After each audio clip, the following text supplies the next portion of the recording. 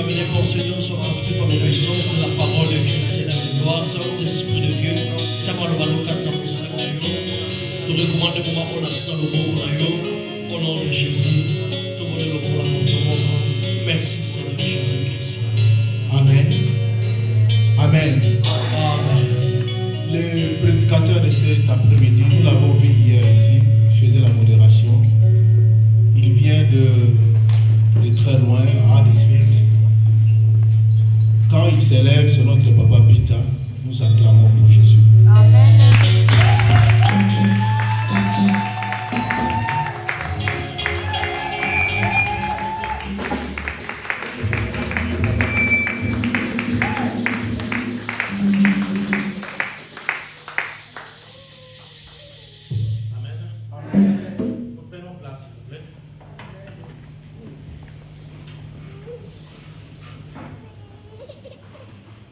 Salut encore dans le nom de notre Seigneur Jésus-Christ.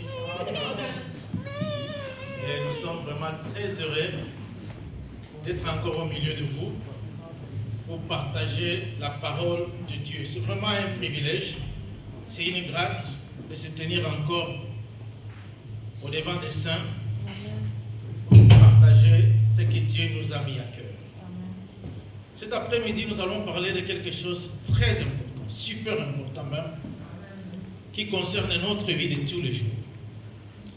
Le thème que nous allons partager cet après-midi, c'est les larmes de la réconciliation.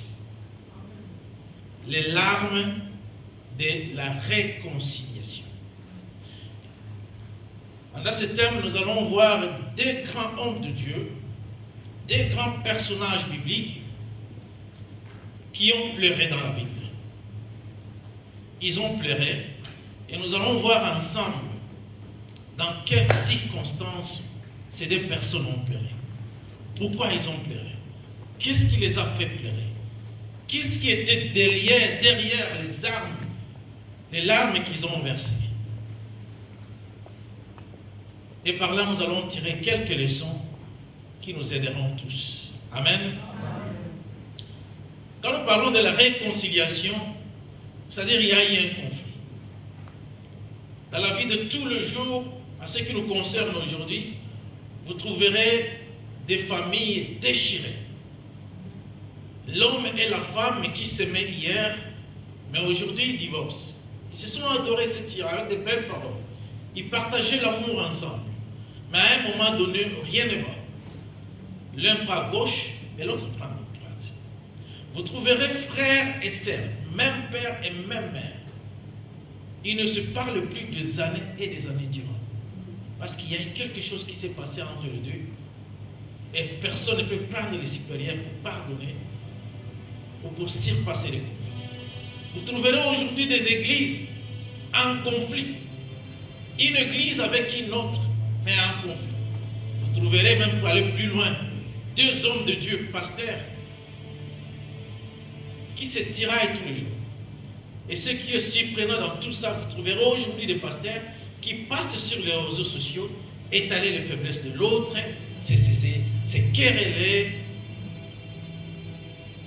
Et tout ceci n'édifie pas. Amen. Amen. Et aujourd'hui, nous allons voir quelque chose de très important et nous allons apprendre des leçons. Qu'est-ce que nous dit la Bible? Quelle est la volonté de notre Dieu à ce qui concerne les conflits? Amen. Amen. Si vous pouvez aller avec moi dans Genèse, si vous voulez. Genèse chapitre 27. Ça, ce sera notre premier verset. Nous allons lire de 41 à 45. Nous allons voir le premier personnage, la première personne.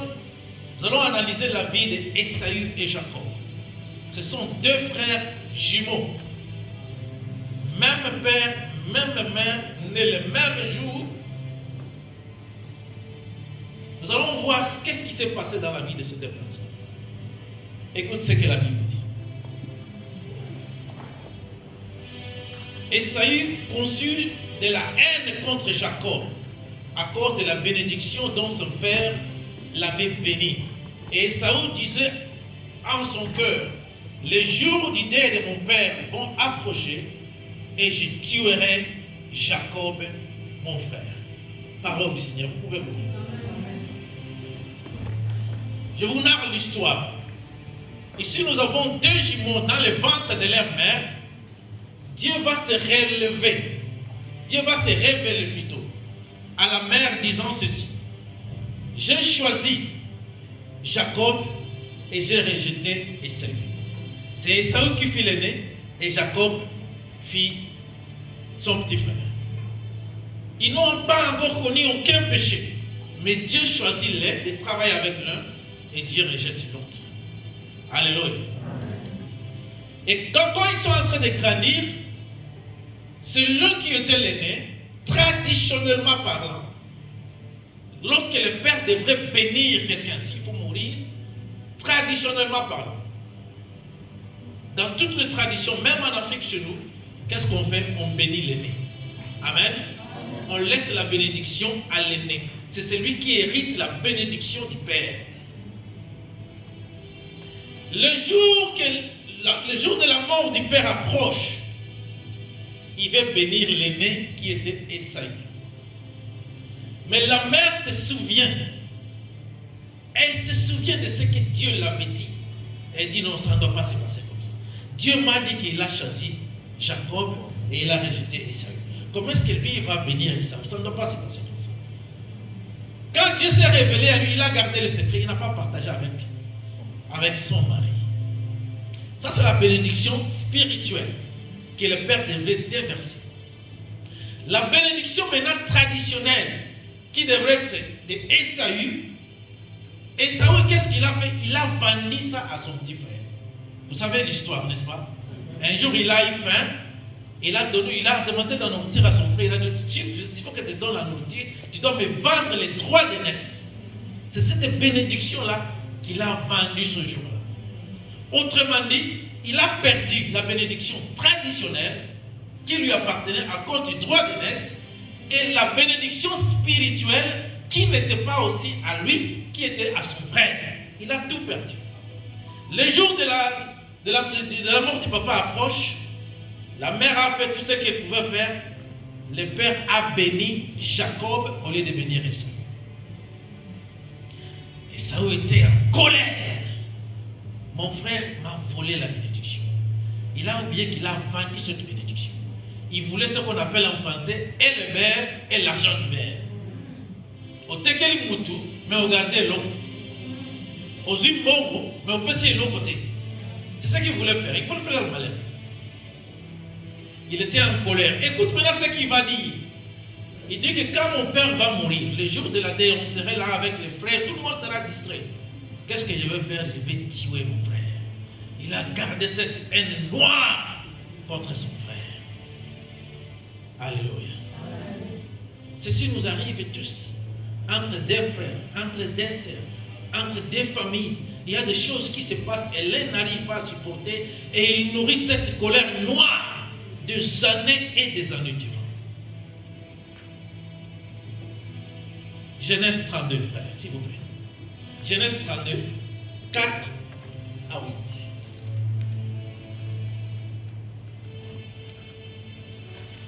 Non, commence avec Genèse 33, s'il vous plaît.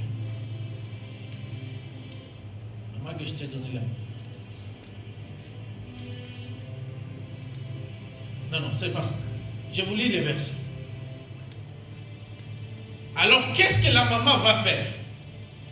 La maman va appeler Jacob et elle lui dit ceci. Ton frère Esaü a une haine contre toi et il va te tuer. Ce que je te recommande, c'est aller loin de ton frère. Et peut-être tu reviendras plus tard quand sa colère sera apaisée. Alléluia. Amen. Jacob va partir dans la ville de son oncle qui s'appelait Laban et il va commencer à travailler. Alors, vous connaissez l'histoire. Il aura la première femme et il aura la deuxième femme. Dieu lui a dit, je te bénirai. Je te ferai de toi un grand blablabla. Mais ce que j'aime maintenant de Dieu, quand il est chez Laban, Dieu se révèle à Jacob. Il dit, la bénédiction que je t'ai promis, je suis prêt maintenant à te bénir. mais à la seule condition, rentre là où tu vivais avant. Là où il vivait avant chez vous, c'est là où il a fui son frère Esaü. Dieu lui dit de rentrer là-bas. Quand tu seras là, c'est alors que je te bénirai. Waouh! Une équation dure. Comment est-ce que je vais rentrer là? J'ai une honte contre, j'ai un conflit contre mon frère. Et il m'a promis qu'il me tuera. Et je me suis réfugié ici. Mais comme c'était l'ordre de Dieu, c'était un enfant qui a grandi à obéir à Dieu, il a dit, je vais obéir comme Dieu me le dit. Mais chemin faisant, Jacob va faire une prière. Il dit, Dieu, protège-moi contre mon frère. Il va me tuer. Je ne sais pas ce qui va se passer.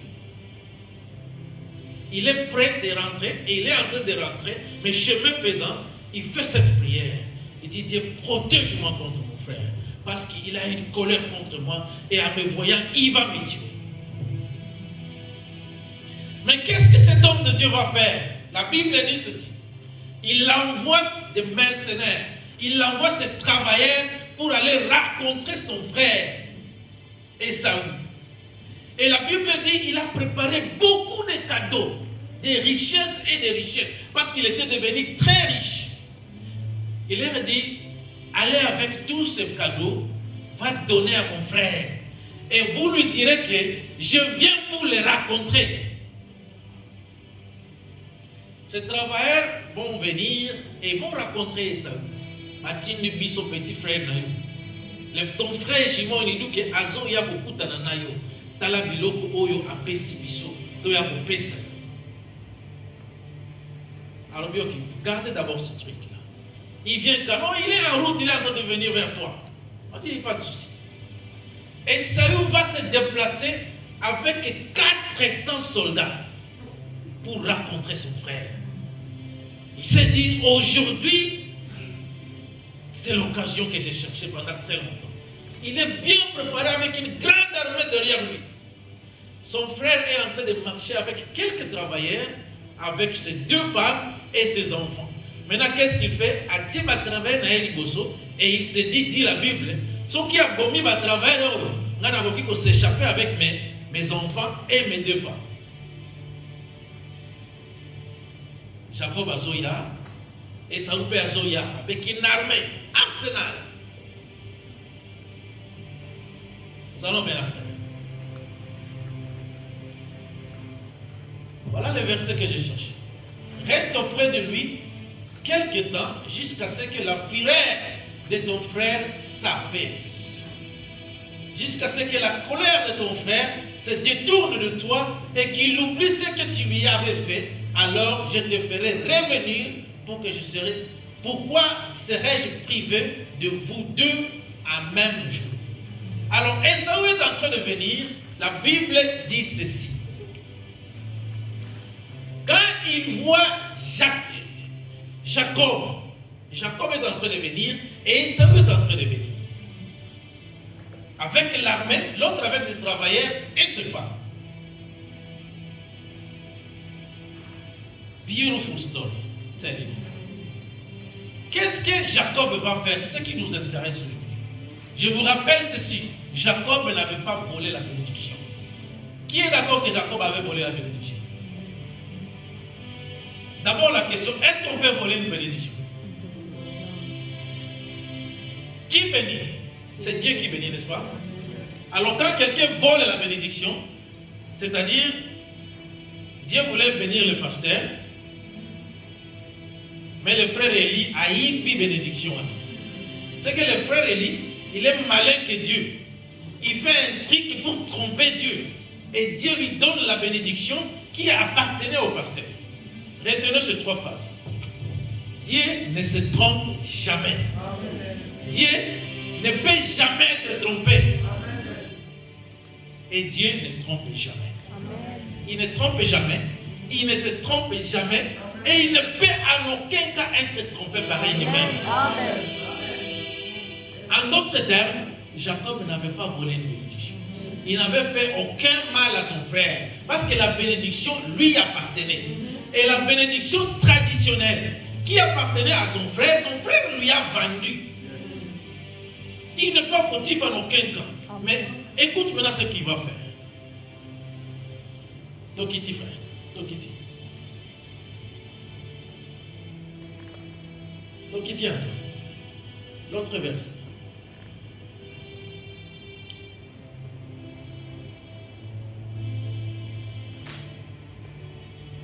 Tokiti. C'est cela. Merci. Jacob leva les yeux et regarda, et voici Esaü, son frère, en train de venir. La Bible dit ceci, ce qui nous intéresse plus. Ça, c'est un homme qui n'a rien fait du mal à son frère. Quand il voit son frère en train de venir avec cet arsenal d'armée, il se prosterna 7 fois. 1 fois, 2 fois, 3 fois, 4 fois, 5 fois, 6 fois, 7 fois. Et quand son frère qui est en train de marcher, peut-être pour se venger, avec cette colère, il m'a volé la bénédiction. Quand il voit seulement ces gestes, écoute ce qu'il va faire. On descend. On descend. Esaü va courir. Il ne marche plus. Il laisse se travailler et tout son arsenal d'armée qui lui accompagnait. Aokimambam. À sa rencontre, il embrassa Jacob, qui est son frère. Il n'a rien dit. Il ne fait que se prosterner. Il se jeta à son cou, le baisa et il pleurait. Jacob n'a pas demandé pardon. Il s'est prosterné. En d'autres termes, il a seulement manifesté un geste d'humilité, un geste de pardon, mais il n'a pas prononcé le mot. Son frère, directement, il a compris que je pensais qu'il vient pour faire quoi que ce soit, ou pour se défendre, pour se justifier. Juste ce geste that was enough for him. C'est tout ce que j'attendais de toi. Avec cette humilité que tu me montres aujourd'hui, il embrassa son frère et il pleura. La question est la suivante. Pourquoi Esaü a zolé là? Il pleure de quoi? Il avait la colère. Le jour où je le verrai, je le tuerai. Vous avez un conflit dans le monde. Au début, quand tu le vois, tu l'embrasses et tu pleures. Oh là là. Quelqu'un a une réponse? Ozo le lanini. L'occasion est là pour le tuer. Amen. Amen. La première leçon que nous allons apprendre ce soir. Vous savez, quand tu veux accéder à la grandeur, ça c'est Jacob. Il veut accéder à la grandeur que Dieu lui a promis. Quelqu'un qui veut accéder au succès, à la grandeur, il connaît se rabaisser même quand il n'a pas tort. Amen. Amen. Amen. Même quand il n'a pas tort, pour chercher la paix, la concorde, la bonne ambiance dans une situation, il dit je n'ai pas tort, mais je me rabaisse. Tu fais quelqu'un du mal, mais c'est lui qui vient te demander pardon. Tu fais quelqu'un du mal, mais c'est lui qui vient et te demande pardon. Il veut seulement la paix entre vous deux. C'est un signe de la grandeur. Et Esaü a embrassé son frère et il a pleuré. Il est en train de dire dans son cœur, tu es mon frère. Tu m'as fait du mal, oui. Je pleurais, oui. J'ai raté les bénédictions, oui. Mais après tout, tu es mon frère. Des années se sont passées. J'ai oublié. Tu es mon frère. Tu me manquais tellement. Tu es mon frère jumeau. Les années... Il y a un adage en anglais qui dit ceci, même en français. En anglais, c'est plus mieux. Time heals. Time heals. Le temps guérit. Nous sommes au Ghana 5 ans, aux Alakana. 5 ans durant, tu gardes la colère contre quelqu'un. C'est toi-même qui te fais du mal. Tu te ronges le cœur au quotidien. Il y a Kenda, il est à l'aise là où il est. 5 ans, 10 ans. Nous sommes partis dans une réconciliation avec mon pasteur. Il y a une sœur qui ne s'attendait pas avec l'autre. Conflit, nous sommes partis. Oh, il m'a fait ceci. Mais c'était d'abord quand, maman? 2005, s'il vous plaît. My God. 2005. Les deux personnes ne se parlaient pas depuis 2005 à 2021. Oh. Wow. Alors, qu'est-ce qu'il t'a fait? Elle commence à narrer. Mais tu te dis, il y a quelque chose qui m'a... Est-ce que c'est moi qui est fou ou c'est la personne? Vraiment. Quel est le problème? Le problème est encore à la. Tu analyses l'affaire, il n'y a rien. Mais les gens se déchirent pour rien. Jacob, il s'est rabaissé. Voilà qu'il n'avait pas tort. Et son frère, il n'attendait qu'un geste d'humilité, bien qu'il avait l'armée. Et il a embrassé son frère. Et quand il a demandé à son frère, mais pourquoi tous ces cadeaux? Je t'ai appelé, tu t'es seulement appelé tous ces cadeaux. Il dit non, garde ces cadeaux. Je n'en ai pas besoin. Je suis très riche, Jacob. Ce que je voulais, c'est toi, mon frère, ce n'est pas tes cadeaux. Amen. Amen. Il a embrassé son frère.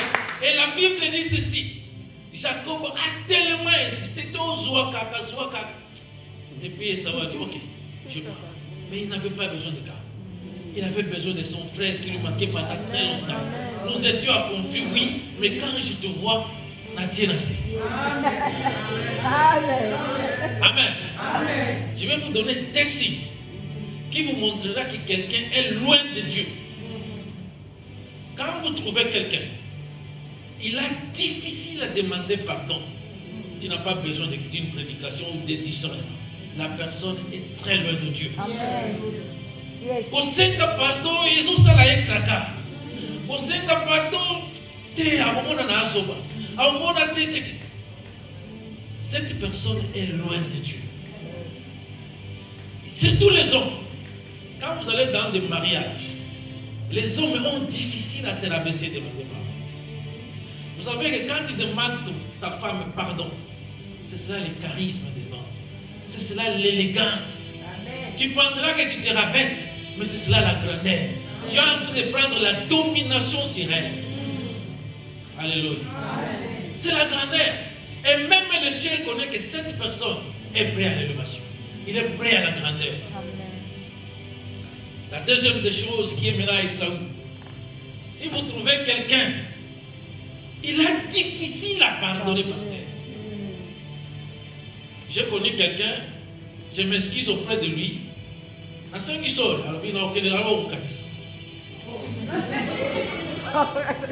Je vais d'abord aller réfléchir et je reviendrai vers toi. Donc pour dire que si je pardonne ou si je ne pardonne pas, quand vous trouvez quelqu'un, il est difficile à pardonner. Il peut garder une colère des années et des années durant. Le Saint-Esprit n'a pas la place en lui. Amen. Yes. Il n'en a pas, simple que ça.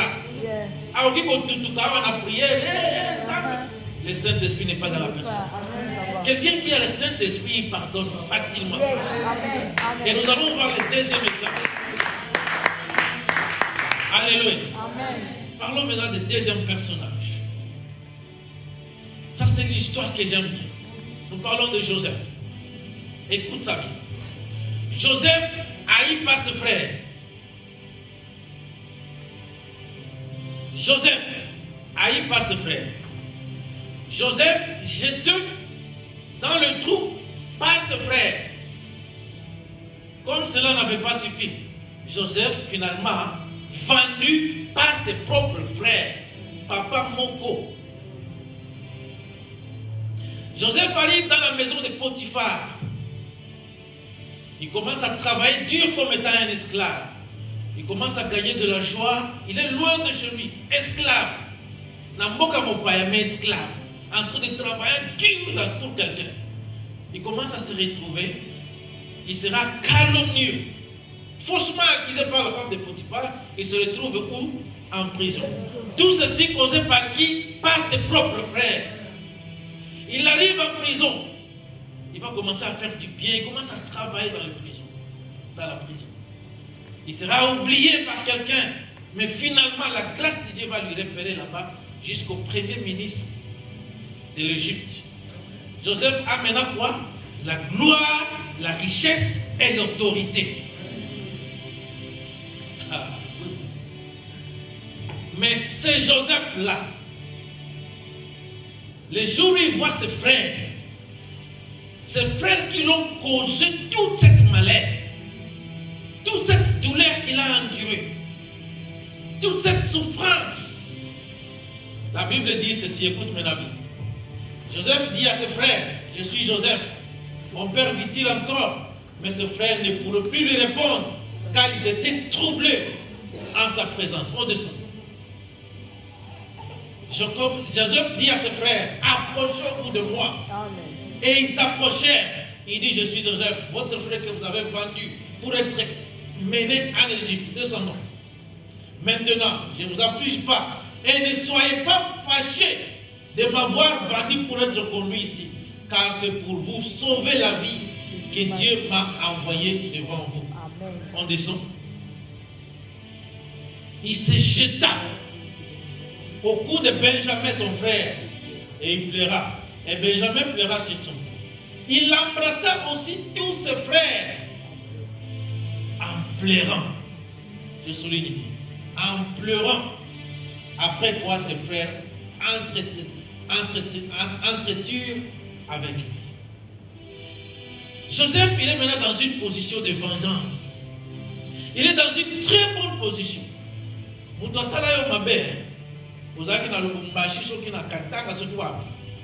Dieu te fait grâce, tu deviens Félix Sekedi. Un jour, c'est pas au bout de toi. Tout autour de toi, tu vois la personne au devant de toi. Mais qu'est-ce que la Bible dit? Joseph dit à ses frères, oh, ses frères voulaient lui demander pardon. Il voulait s'agenouiller, oh, le bisabiso. Il dit, oh, ne vous en faites même pas. Je ne suis plus là. Il embrassa ses frères et il va pleurer. Motuna est juste. Joseph a zolé la ligne. Bazoli n'a pas fait pardon. Il veut s'excuser. Il vous souviendra que Jacob s'est excusé. Il a fait le geste d'humilité, prosternation de foi. Mais ici, les gens maintenant veulent se prosterner devant lui pour lui demander pardon. Lui, il dit non, j'en ai pas besoin. J'en ai pas besoin. Si je suis là, d'abord c'est pour vous aider. C'est pour vous sauver la vie. Vous êtes en train de mourir de la famine. Et il les embrasse. Il pleure. Lui qui est en position de force, lui qui est en bonne position de vengeance, il pouvait se venger ce jour-là. Mais la deuxième leçon que nous voulons apprendre aujourd'hui, il y a de ces gens qui ont l'élégance spirituelle. Ils t'excusent avant que tu me demandes pas. Amen. Je reprends. L'élégance spirituelle, la supériorité spirituelle, l'intimité avec le Saint-Esprit t'amènera au niveau où quelqu'un te fait du mal, tu vas, 2 jours, 3 jours, tu te dis, it's okay. Et ça, c'est human being. He made a mistake. I shake it off, I move on. Amen. Yes. Amen. Amen. La vengeance, c'est pour le faible. Yes. La vengeance, c'est pour des petits esprits, small-minded people. Quand ils sont dans une position de force, ils voulaient maintenant te montrer qu'il est quelqu'un. Il va se venger, il va te faire du mal. Mais Joseph a démontré une leçon ici pour dire que je vous ai déjà parlé. Le temps qui s'est passé, ça a guéri mes plaies. J'ai souffert, oui. J'étais un esclave, oui. Je suis parti en prison, oui. J'ai tellement souffert à cause de vous. Mais le temps est passé. Je vous ai déjà pardonné. Pourquoi? Parce que vous êtes mes frères. Venez. Il les a amenés, il les a appelés, il les a embrassés, il a pleuré. C'est lui qui pleure, ce n'est pas ses frères. Il pleure. La douleur de pardonner. C'est vrai que pardonner, quelquefois, c'est douloureux. Quelqu'un t'a fait du mal et tu as encore ses plaies. Mais Dieu est en train d'obliger de pardonner la personne. Et quand tu pardonnes cette personne, ça te fait mal. Malgré toi, mais tu pardonnes quand même. C'est ce qui s'est passé ici. Joseph a pardonné. Qu'est-ce que ton frère t'a fait? Qu'est-ce que ta sœur t'a fait? Qu'est-ce que tes amis t'ont fait? Je vis même des gens qui ne se parlent plus avec les parents. Maman n'a pas 10 ans, 5 ans, il ne parle plus à la mère. Tu es en train de maudire ta vie toi-même. Alléluia. Amen.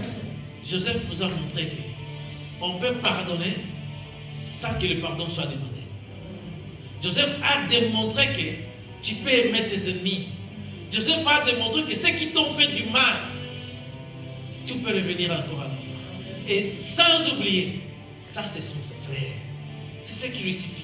Vous êtes mes frères. Il leur rappelle encore, vous êtes mes frères. Amen. Maintenant, nous sommes une famille spirituelle. Nous sommes des frères et sœurs. Pourquoi nous nous tiraillons? Pourquoi nous nous séparons? Pourquoi des conflits entre nous? Et ce qui est aberrant dans cette histoire, vous trouverez des personnes dans l'église de Dieu, mais qui ne se parlent pas. Au moins, l'église ici, quand il faut se demander, quand il faut se saluer, quand il voit la personne, on s'en rassemble à toi, que tu es en train de fuir la personne. Tu as adoré Dieu, tu as loué Dieu, mais avec un cœur plein de chagrin. Je vais finir en disant ceci. Jésus dit ceci. Il dit qu'avant de donner l'offrande, vous avez entendu ça l'offrande là, n'est-ce pas? Yes. Avant de donner l'offrande, si tu te rappelles que tu as conflit avec quelqu'un, et le Bible dit qu'offrande là, non. Tu sors, bima, kende, répare avec la personne. Et lorsque tu aurais fini à réparer avec la personne, la Bible dit, rentre, prends l'offrande. Maintenant la question est la suivante. Tu as un conflit avec quelqu'un, tu sors, tu ne répares pas. Est-ce que tu vas rentrer? La Bible dit que va réparer. Quand tu auras fini à réparer, c'est maintenant que tu rentres, tu donnes l'offrande. Maintenant, si tu vas et que tu ne répares pas, est-ce que tu vas rentrer offrir? Laisse-moi poser la question. Quand Dieu rejette l'offrande de quelqu'un, spirituellement parlant, qu'est-ce que ça veut dire?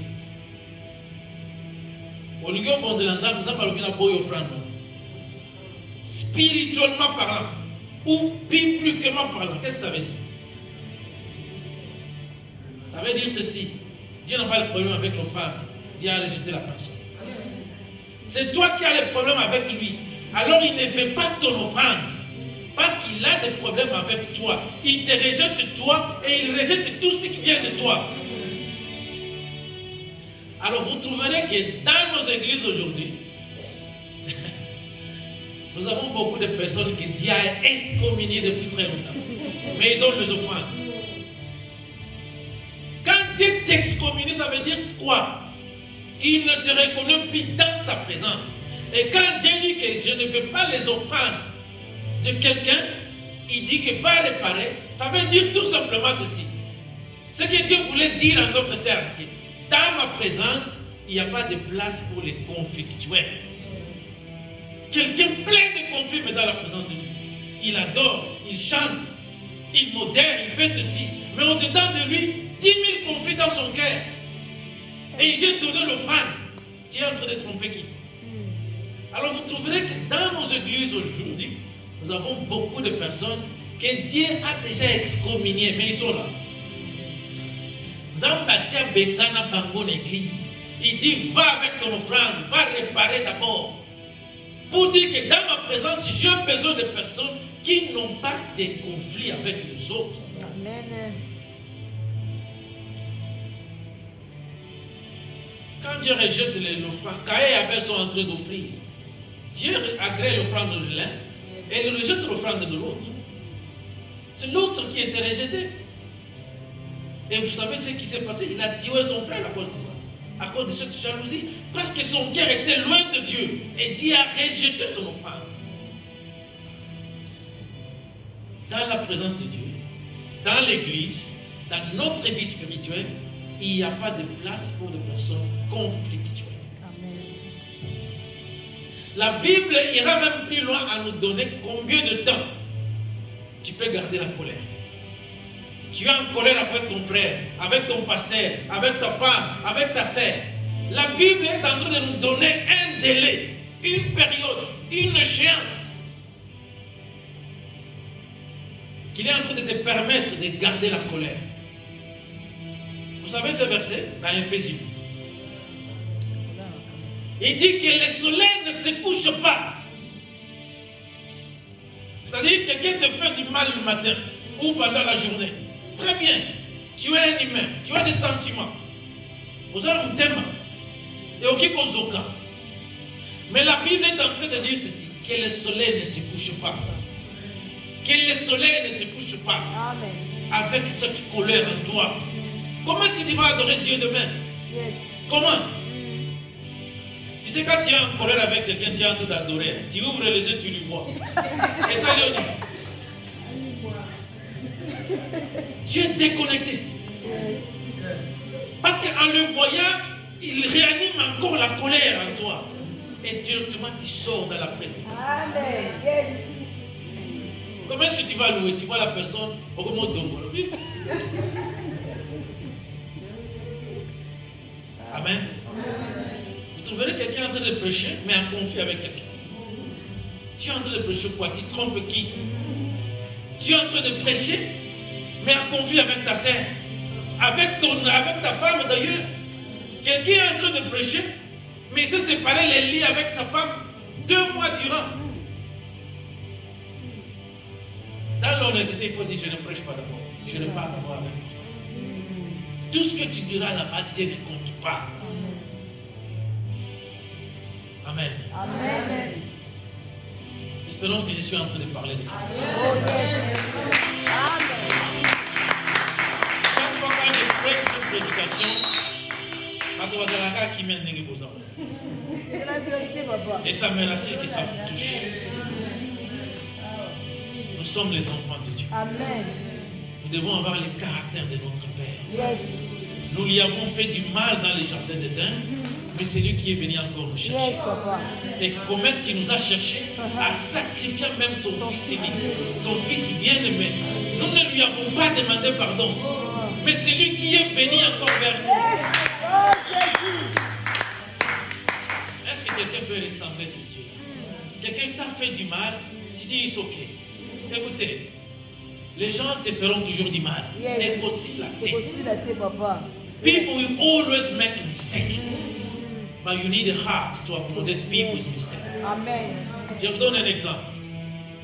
Quand j'ai commencé le travail, je travaille dans les transports publics. Je suis un chauffeur de bus.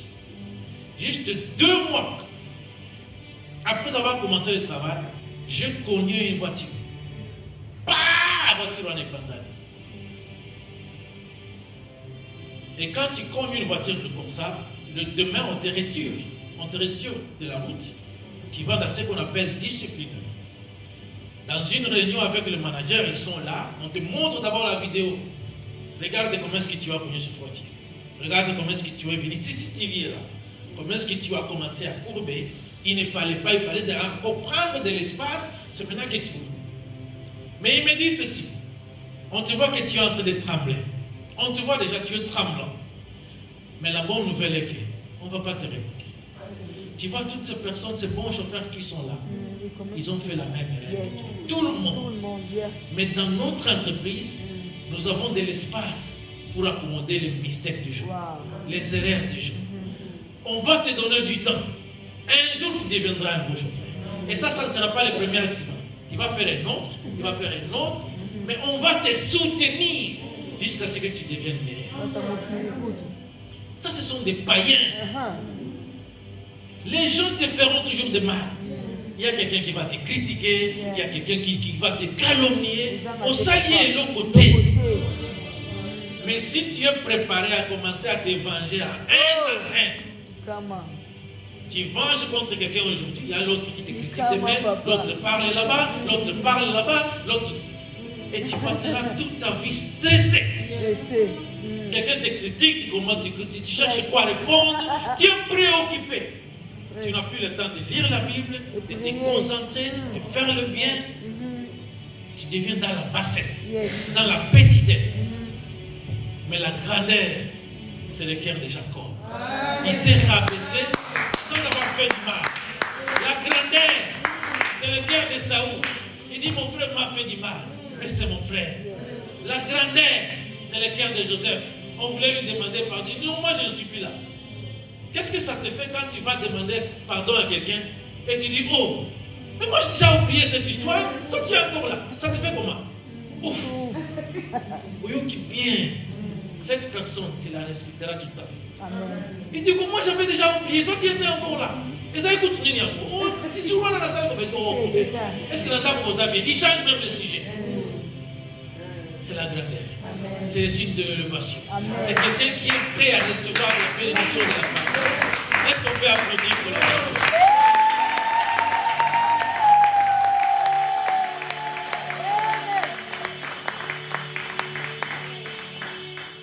Combien de fois nous offensons Dieu? Combien de fois? Il nous pardonne combien de fois? Il nous supporte combien de fois? Il nous tolère combien de fois? La Bible dit ceci, si ton frère te fait du mal, combien de temps, combien de fois tu es permis à le pardonner? Combien de fois? Il y a pas d'abord le bas. Combien de fois? Qui donne combien? Et cela à un seul jour, dit la Bible. C'est le caractère de Dieu. Et il veut que nous devenions comme lui. C'est un Dieu compatissant, riche à bonté, lent en colère. Et il veut que nous soyons des copies conformes. Il veut que nous soyons ses ambassadeurs sur la terre. Il veut que nous lui rassemblions. Alors nous allons prier, bien. Nous allons faire des appels. Qui veut devenir comme Jacob? Qui veut devenir comme Jacob? Avoir le cœur de se rabaisser, même quand tu n'as pas fait du mal. Qui veut devenir comme Esaü? Pardonner ton frère. Qui veut devenir comme Joseph? Quelqu'un qui n'a pas besoin de pardon. Il pardonne même avant qu'on lui demande pardon. Je sais que tout le monde est concerné. Est-ce qu'on peut s'élever s'il vous plaît? Oh, merci Seigneur. Les gens nous feront toujours du mal. Parce que ce sont des humains. Moutou, Azaka, Moutou, c'est pas toi qui changeras les hommes. Les gens te feront toujours du mal. Les gens te calomnieront toujours. Les gens vont toujours s'opposer à toi. Les gens auront toujours des opinions contraires à toi. Les gens vont s'opposer à toi. Je veux être